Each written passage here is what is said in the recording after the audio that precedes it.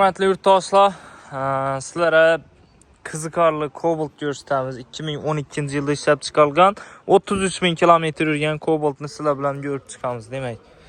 Maşin 1 minə salonuna alıb, kraskalar Radnoy, sastaniyası taza Cobalt'ların sastaniyasını oturtdu. Lakin 12-ci ildə işləb çıxarılған maşin. Bunlar Koreyski zborka buladı. 33.000 kilometr probeg, hazırki çıxıb duran Cobalt'lardan əfsəlliklərini antifada olmasaq, materialı kalın, hazırkılara qarağında. Tənə-pənədə motor açılmıydı, klapın güydürmüydü. Demək. Motorların əli suam deyən əməz, hətta ki 100% Radnoy motorla açılmağın, yəni özünü onda zavodun emblemaları biləm, həm müvəzi biləm durtdu. Yəni maşina 4-cü pokoleniya propan qaz ustanovka bo'lgan.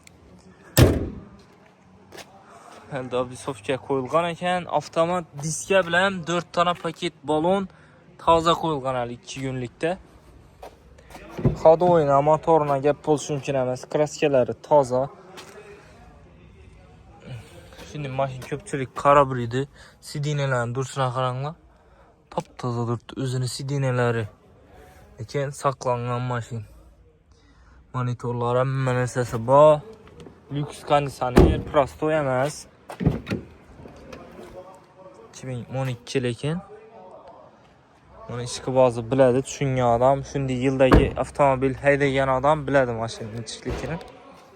Negativ lazı kommentariyada partlıydı. Bahasını açqandan keyin bahasına layık maşin. Bahası 110 milyon son yurtdaşlar. Lakin dımzor maşin. Həzrət bu nəsli. Taza maşinin sastaniyasından kəm emas. Taptaza durdu hələ. Teyləri 1 gram yiyip yerində hidrat yok, aşıbke yok. Kraska Radnoy. 110 milyon son kızı kuçalab olsa gəlib görünlər.